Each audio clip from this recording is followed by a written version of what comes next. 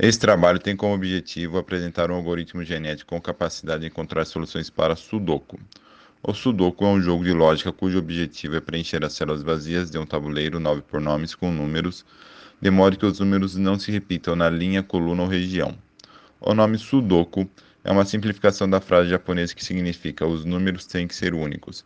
Esse tipo de quebra-cabeça foi projetado por Howard Garns na década de 70, um arquiteto americano aposentado que provavelmente usou como base a construção matemática do quadrado latino criada por Euler. Em 1984, Mike Kanji conheceu o jogo e o levou para o Japão, onde foi aprimorado com números pista e diferentes graus de dificuldade, tornando-se assim muito popular nesse país a partir de 1986. Em 1997, o neozelandês Wayne Gold, em visita ao Japão, conheceu o jogo e desenvolveu um programa de computador para fazê-lo em 2004. Em 2005, suas criações passaram a ser publicadas diariamente no jornal londrino The Times, que foi seguido pela concorrência, tornando-se assim um jogo popular também no Ocidente. Esse algoritmo segue os princípios da inteligência artificial para agente inteligente, visto que possui ambiente, tabuleiro do Sudoku, sensores, funções de busca que verificam conflitos onde faltam os números, atuadores, função que preenche os espaços vazios, performance, a medida de desempenho realizada pela função fitness, modelo de raciocínio e método de aprendizagem, algoritmo genético, base de conhecimento, matrizes representando o tabuleiro de Sudoku. Vamos à demonstração do código e funcionamento do algoritmo. Observe que este código foi desenvolvido em um ambiente de notebook utilizando o Jupyter, ou seja, a linguagem de programação utilizada é o Python. Nosso código é separado em seções. A primeira seção é a importação de bibliotecas, né? Nessa seção são importadas duas bibliotecas, a random, que é utilizada para auxiliar na geração de valores aleatórios dentro do código, e a biblioteca copy, que irá nos auxiliar na cópia de elementos como listas.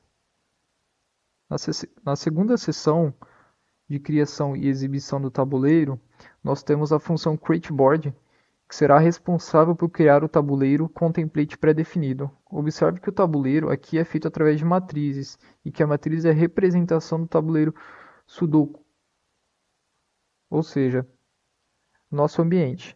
Existem mais duas funções que são utilizadas para preencher os valores vazios com valores aleatórios na geração inicial e para exibir o tabuleiro de forma amigável ao usuário. Na terceira seção, nós temos as funções auxiliares, né?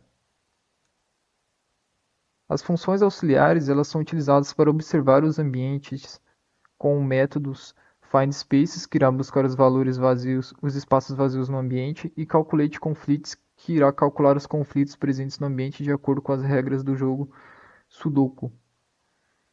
Né? Nós temos essas duas funções e mais essas duas convertLines e convertColumns que irão auxiliar, que irão ser utilizadas aqui no calculateConflicts para se tornar um processo mais fácil. Passando para a nossa quarta seção, nós temos as funções do algoritmo genético. Né? Nós temos aqui a primeira, Generate Initial Population, que irá gerar a população inicial com os espaços em branco já preenchidos. A função Crossover, que irá ser a responsável pelo cruzamento dos indivíduos. Mutation, que irá realizar o processo de mutação dos indivíduos que forem selecionados. A função Fitness, que irá calcular o fitness de cada indivíduo. A Dictated Roulette, ou roleta viciada, para selecionar os indivíduos de acordo com o seu fitness, ou seja, com o seu desempenho. A função Natural Selection, que irá selecionar a nova quantidade de indivíduos da população de acordo com a quantidade de casais reprodutores. A Meta-Test, que irá verificar se a meta do algoritmo foi alcançada, ou seja, se o tabuleiro foi resolvido. A Best Individual, que irá encontrar o melhor indivíduo de cada geração. E o iGenetic, que será a principal função aqui, que irá centralizar todas as outras e dar sentido ao algoritmo. A próxima seção é a configuração e inicialização do algoritmo genético. Aqui nós temos as configurações iniciais do nosso algoritmo. né? Então será possível realizar as configurações do mesmo, né? Nós temos o tamanho da população, o número de gerações, espaços alterados quando indivíduos entram no processo de mutação, ou seja, quantos daqueles espaços que foram preenchidos eles vão ser alterados quando entram no processo de mutação, a porcentagem do indivíduo sofrer a mutação e o número de casais reprodutores.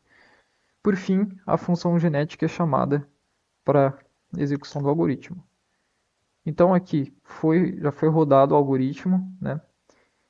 Com a população, o tamanho da população de 1000, a geração de 10.000, a quantidade de dois espaços serem alterados quando passam no processo de mutação, 20% de porcentagem do indivíduo sofrer o processo de mutação e 500 casais reprodutores.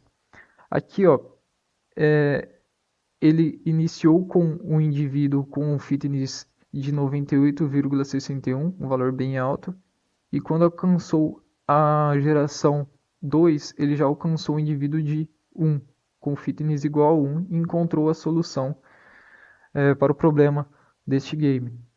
Observe que o tabuleiro aqui representado, ele é igual ao tabuleiro presente na parte de cima, porque, como dito anteriormente, nós fizemos a representação desse tabuleiro dentro do algoritmo. Quando o algoritmo não consegue encontrar a solução ideal para o problema, utilizando-se das gerações especificadas, em nosso caso aqui de exemplo 2, ele retorna o melhor indivíduo encontrado dentro de todas as gerações.